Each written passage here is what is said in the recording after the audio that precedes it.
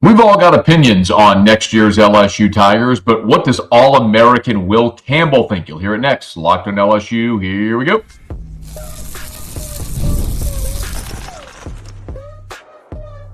You are Locked On LSU, your daily podcast on the LSU Tigers.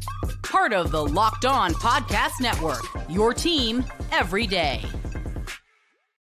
Okay, let's get it. It is Locked On LSU, your team every day. I'm your host, Matt Moscona. Thanks so much for making us your first listen. We are free, available wherever you get podcasts, of course, on YouTube as well. So please subscribe. As always, one of the fastest ways to help us grow is by leaving your comments below. So thank you so much for that. Today's episode is brought to you by FanDuel. Right now, new customers can get $250 in bonus bets when your first $5 bet wins. We all have opinions on what the 2025 Tigers will do. And here on this Thursday, as we record this, it's Wednesday night as we record it, but Thursday, as this goes live, it'll be the day that LSU wraps up spring practice. And they start looking toward fall camp for 2025 and a team and a program and a season that's going to have tremendous expectation. Of course, they'll be without a tremendous player in Will Campbell, who I had a chance to sit down with. And I want to give you some context here. Will Campbell, on Tuesday of this week, he's been in Baton Rouge, by the way, mostly really since the Combine. He's been in Baton Rouge, with the exception of jet setting around for some top 30 visits with different teams. But Will spent part of his day on Tuesday at Our Lady of the Lake Children's Hospital with the Miracle Children's Foundation in conjunction with Raising Cane's. But I want to be clear, this was not an NIL thing. This was not a paid appearance. This is a thing where the Miracle Children's Foundation, which was founded by a man named Rick Newman, a big LSU fan, his son Bryce. Bryce was a elite baseball prospect who was diagnosed with brain cancer. Miracle that he survived. But now Rick has dedicated his life to the Miracle Children's Foundation and trying to make this hospital experience better for children with cancer. And so they were at Our Lady of the Lake Children's Hospital handing out iPads and doing goodwill and visiting with, no pun intended, visiting with children at the hospital. And they reached out to Will Campbell to see if he'd be interested. And he spent part of his Tuesday, several hours, just walking around the hospital, handing iPads and taking pictures and handing gifts to the young kids there. And I think that's a tremendous testament to the nature of the young person, who in a couple of days is going to be rich beyond many of our wildest dreams and is deserving of it. He's been incredible. But to take that time to do a good thing is remarkable and commendable.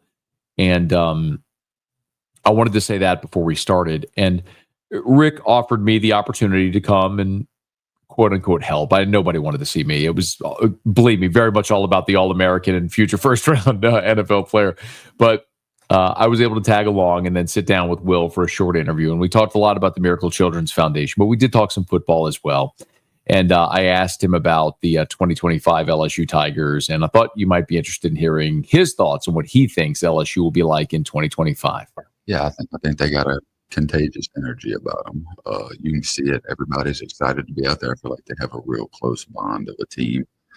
They got some key players in the portal, I feel like, but the biggest thing is, you have a quarterback in Garrett. So that's, to win any football game at professional or college, you got to have a dude at quarterback. And you have it, so you're putting yourself ahead of the 8 ball there for sure.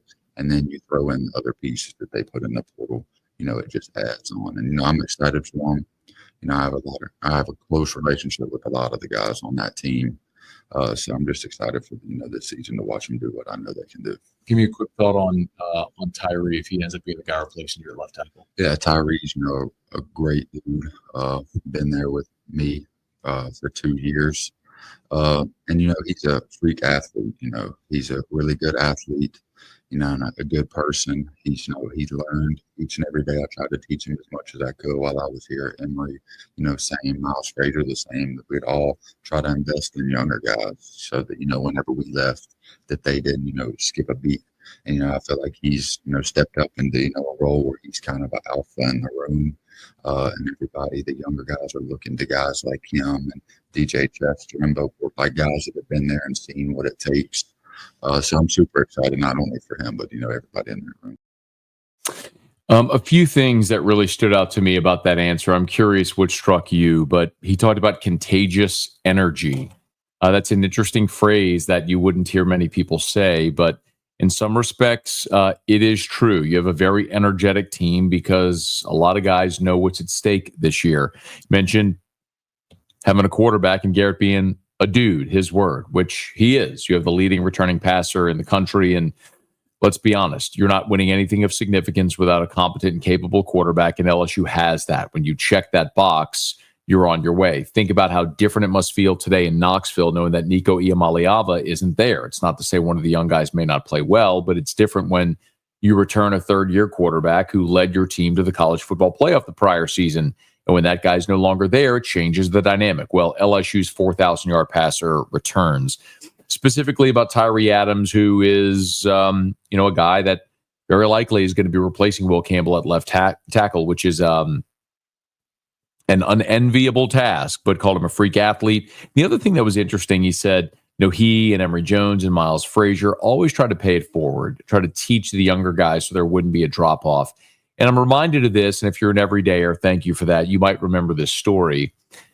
Last year when LSU was in fall camp, there was a day where Ori Williams, who's a young offensive lineman, kind of got whipped in a pass rush drill. And Will Campbell kind of walked over to him as a one-on-one pass rush drill. And Will Campbell walked over to him and was saying something. Now, I was standing no more than 15 feet away, and I couldn't hear what they were saying. So it's to say Will Campbell is being very discreet. He's not the guy that's going to yell or scream or any of those things. He's much more discreet in the way that he leads and talks to his guys. So he just sort of casually walked over, almost like if you didn't know to be watching, you wouldn't have noticed. And he said something to Ori Williams, and Ori Williams took another rep and won the next rep. And that's the kind of thing I think of when Will Campbell talks about paying it forward and teaching the young guys that he and Emery and Miles Frazier did. And that's great to see, and hopefully it pays huge dividends for LSU here in 2025, because they're going to need that offensive line to be great, turning over the amount of talent they are, with 4 starters that combine for 170 plus games played over their college careers. It's a giant question mark on this team, but hopefully they've been left up in good hands. A couple more things you might find interesting. The Will Campbell draft conversation has all been about his arm length, that silly conversation, 33-inch arms, 34-inch arms, whatever. And the way I asked Will, I said, so you've gone on all these top 30 visits, you've flown. I asked him, he said, he's never flown this much in his entire life, just since the end of the season. He's flown more since the end of the season than he has his entire life, is the way he said it. And I said, so much of the conversation has been about your arm length and everything. I said, when you go talk to teams, do any of the teams, when you go visit, bring that up? No, not at all. It's then like that's what you said. They all kind of ask me, what do I think about, the media saying that? I'm just kind of like, it doesn't really bother me. Yeah. Because at the end of the day, it doesn't really matter. You got to find something to critique. I believe him. And part of me probably thinks he is a bit perturbed by it all. When you're a 3-year starter at left tackle in the SEC, and over the course of 3 seasons, you allow a total of 5 sacks, and you're a consensus All-American, and you have all this great tape, and then someone wants to talk about something which seems as trivial as a metric that you can't control, I can understand how that would be frustrating. But at the same time, somebody's going to draft Will Campbell very high. And the betting favorite right now, the heavy odds favorite, are that Will Campbell is going to be the 4th pick overall. And that would mean the New England Patriots. So Drake may very well have his franchise left tackle to protect his blind side. Now, I did also ask Will about playing guard or tackle, because some have projected him as a guard. And he told me he has never in his life played guard. He has always been a tackle at every level. And I asked him, what he would be open to at the next level. I mean, I'm going to do whatever I got to do to get on the field to, help my team win, bring back the Super Bowl, whatever I got to do to, help that case. But, most teams see me as a tackle. There's a certain few, 2 or 3, that, play me as a guard.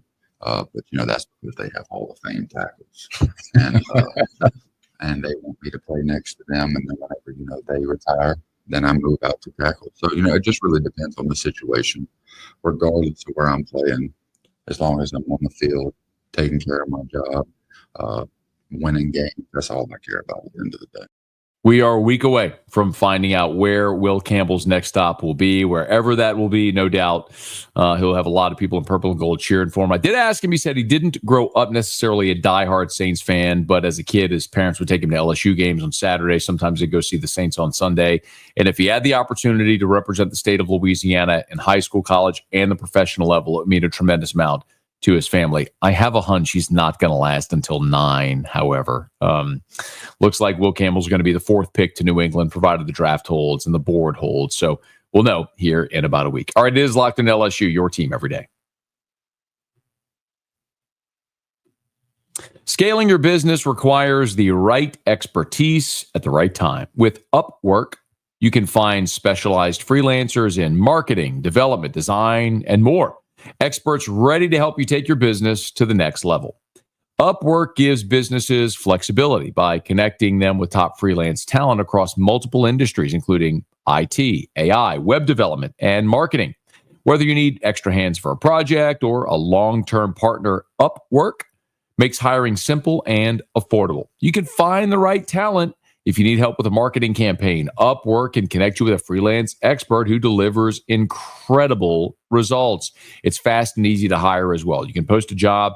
It's free and simple. Within a day, multiple qualified candidates to choose from. So visit Upwork.com right now and post your job for free. That's UPWORK.com, Upwork.com, to connect with top talent and grow your business today. One other quick football note here.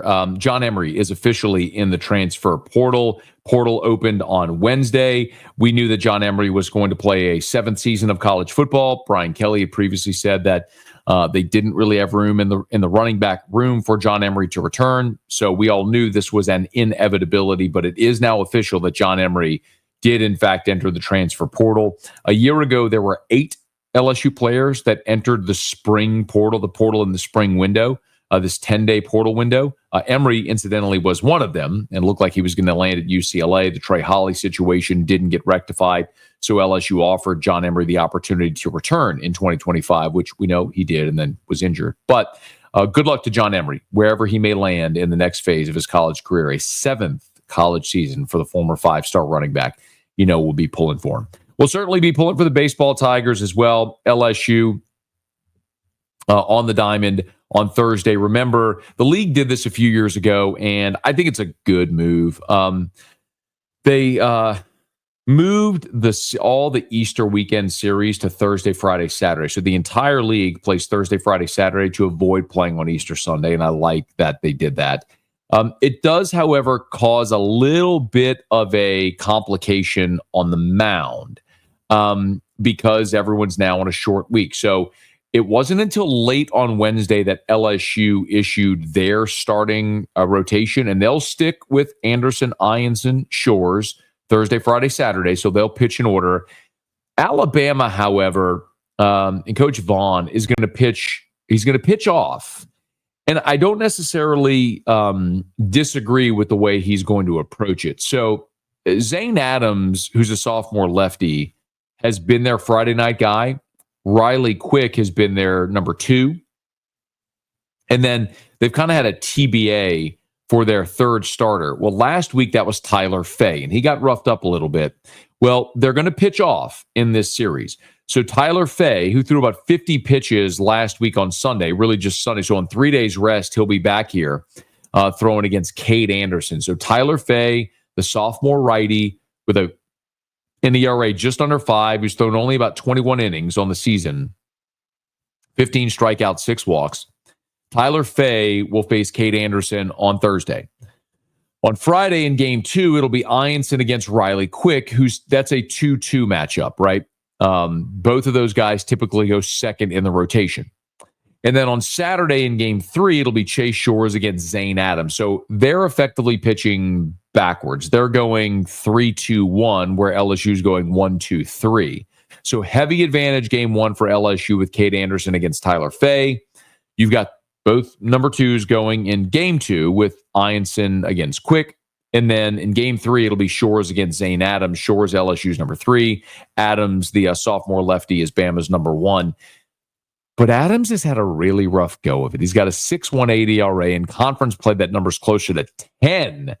And this has been an Alabama team that has really struggled here of late. They started out hot in conference play. They swept Texas A&M when we thought Texas A&M was really good. Turns out they're not. They played Tennessee and lost 2 out of 3. They won the Friday game and lost the next 2. Then they took 2 out of 3 against Oklahoma, but then the last 2 weeks, lost 2 out of 3 against Auburn and lost the series against Mississippi State as well, winning only the middle game behind Riley Quick. So and they got run ruled, by the way, with Zane Adams on the mound on Friday, 13-3 against Mississippi State. That was in Tuscaloosa. So heavy advantage for LSU on Friday. A slight advantage certainly for LSU on Saturday. But a heavier advantage, it would seem to reason, with Adams on Saturday in game 3. But again, Adams has struggled the last couple of weeks. So that's something worth keeping an eye on. Jay Johnson met with reporters on Wednesday. And, LSU was coming off their win against McNeese, 10-3 in the midweek game, a McNeese team that was 26 in the RPI. And the Tigers and Bats kind of got going a little bit. And Jay Johnson kind of talked about how they can keep that momentum going this weekend. Belief and confidence is the most important asset a player can have. And, the players on the team, can choose to have their own belief system about themselves and each other. And I believe that's really strong with this team. So I want to see that. I saw that last night. I saw that for the 2 practices leading up to tonight. I want to see it again today in preparation and leave it all out on the field, in another very competitive environment. So it will be competitive, but I think it's also worth noting that this is a great advantage for LSU coming home after back-to-back weeks on the road in the conference. Traveling, being on planes and buses, sleeping in hotels, playing in someone else's park with different dimensions with their fans cheering against you. Of course, 2 weeks ago, you were in 40-degree temps in Oklahoma. Well, now you're coming home to Baton Rouge, and the weather should be beautiful. You'll have a partisan crowd cheering for you. You can get some juice off of them. I think it's going to be a really significant opportunity for LSU this weekend, hitting the halfway point at 10-5. Now you have a home series with Tennessee next week in Baton Rouge.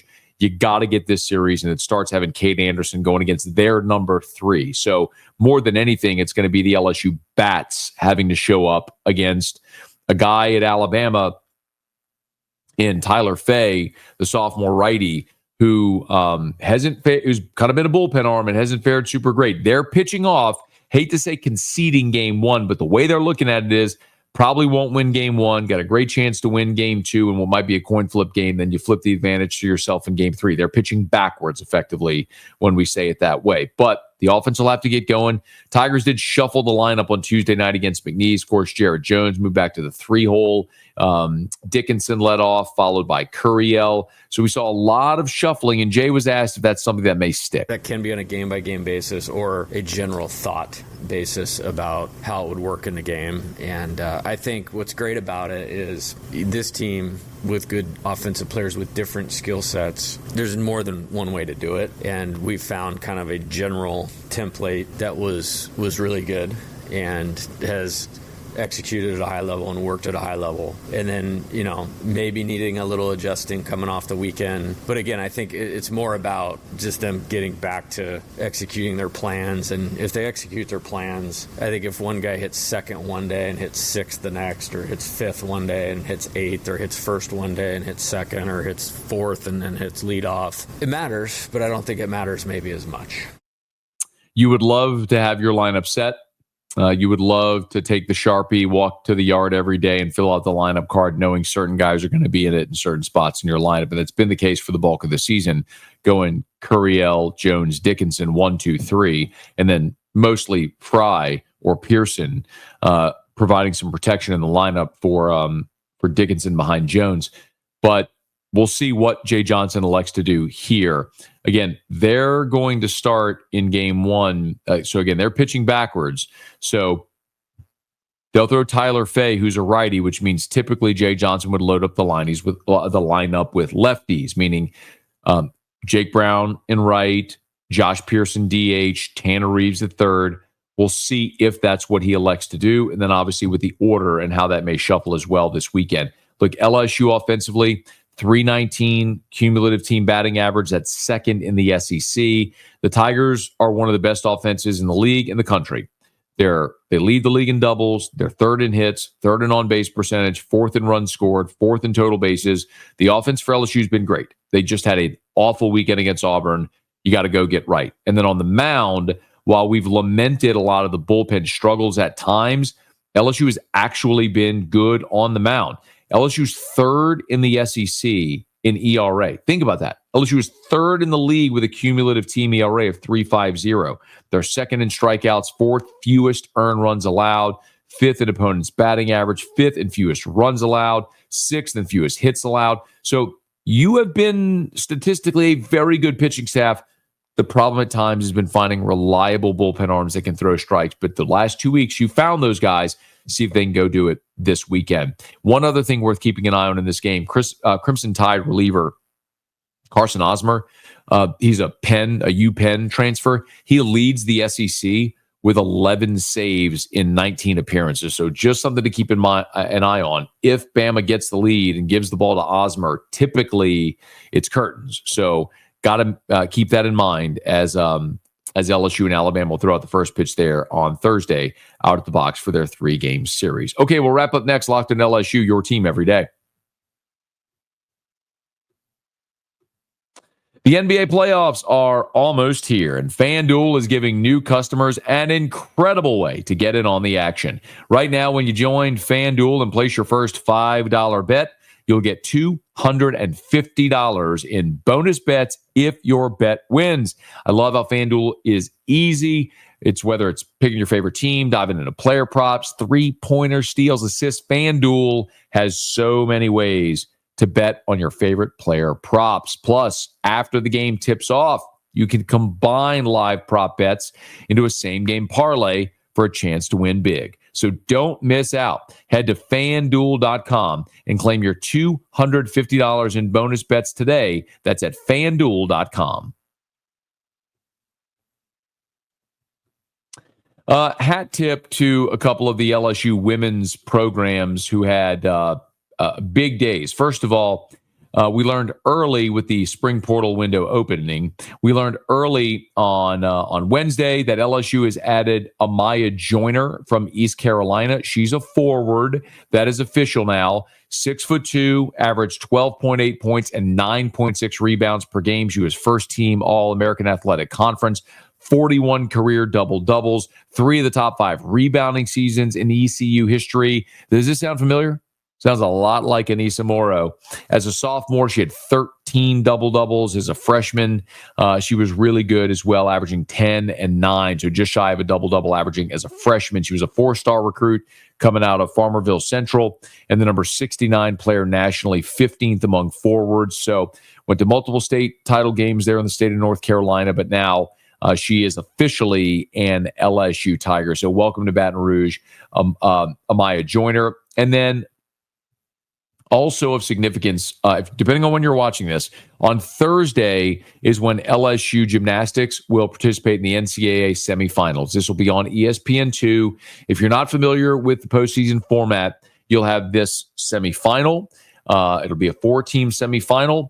The top 2 teams by their score in their meet will advance to the finals on Saturday, and then the winner of that will be the national championship. So Tigers won the national championship a year ago, their first in program history. They're going for a repeat, and they're down to the Final 8 after winning the Penn State Regional. Of course, LSU is the number 1 seed for the first time in program history. It's their 40th straight regional berth.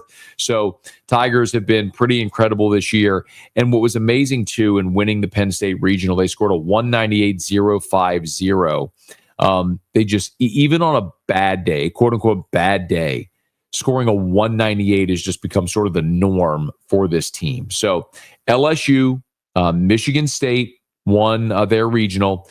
Kentucky, Arkansas are the others that advanced to the semifinals. So LSU, by the way, one of 5 SEC teams to earn a championship berth to compete in the field of 8.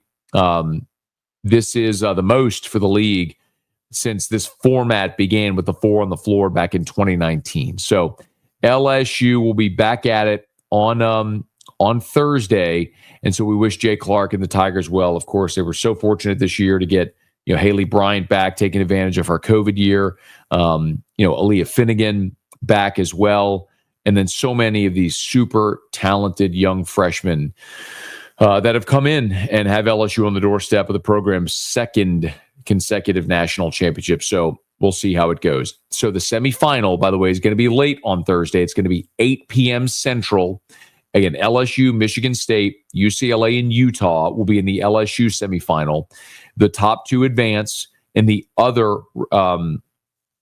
to face the top 2 in the other semifinal, and that'll be Saturday at 3 o'clock Central. That'll be televised on ABC. So again, you can watch the LSU gymnastics team on ESPN2 at 8 o'clock Central from Fort Worth. In the top 2 scores from their semifinal will advance to the 4 on the floor on Saturday with a national championship on the line.